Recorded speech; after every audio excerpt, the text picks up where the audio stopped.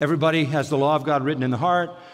That is a knowledge of right and wrong. That's part of being human. You know what is right, you know what is wrong. That's given by God. You have a mechanism. The mechanism is called conscience. Conscience is a device that God has given to every human being to react to that law. When you violate that law in the heart, you get accused by your conscience. We all talk about that. Somebody had a guilty conscience.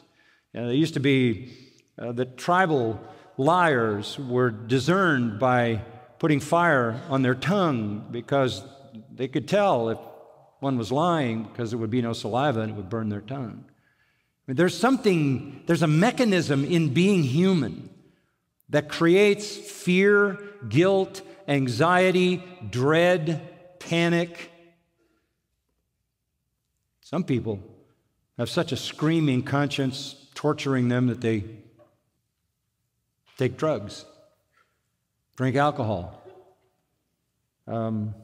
engage in extreme adrenaline activities, or commit suicide. Conscience is there.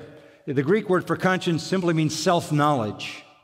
It's self-consciousness, which is only human. No other creation has it.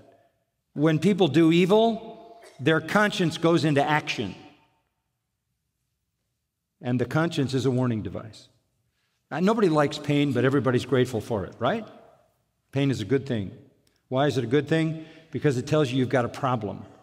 If you didn't feel pain, you would die without remedy.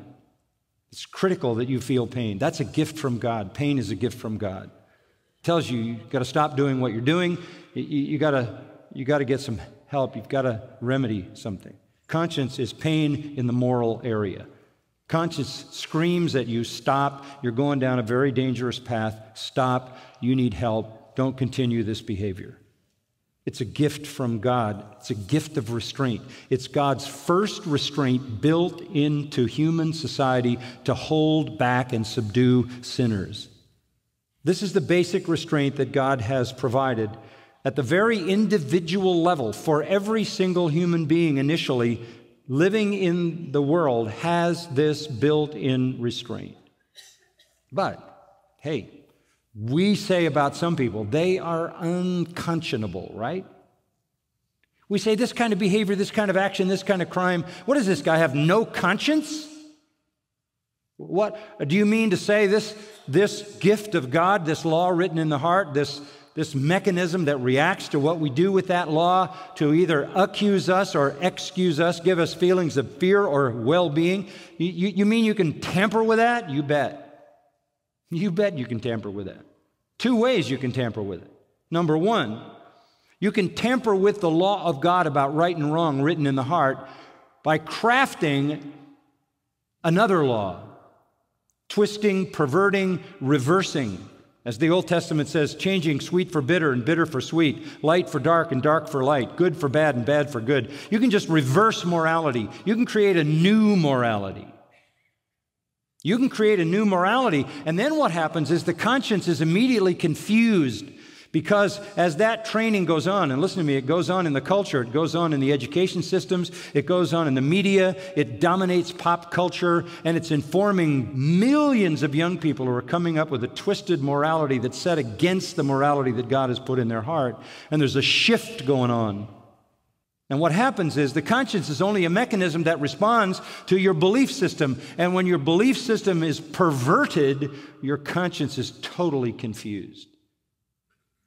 Then people do things that we say are unconscionable because conscience doesn't know when to convict and when to affirm.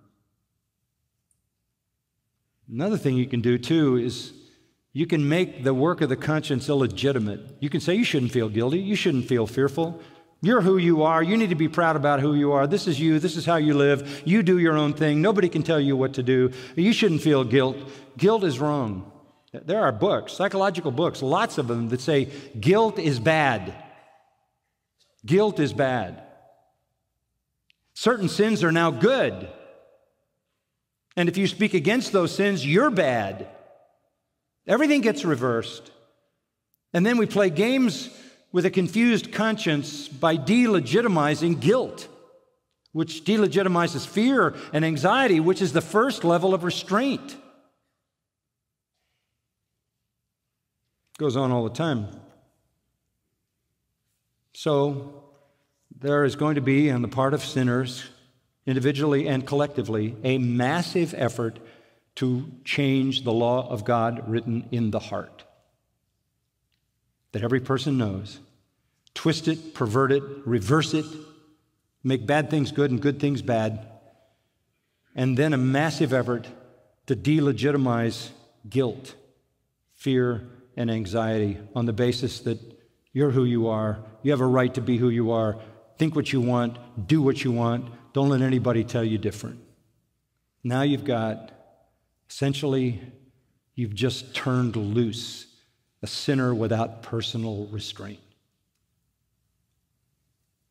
Destroy the moral law of God, built into the soul of every individual. See the conscience as illegitimate, and you've killed the first restraint.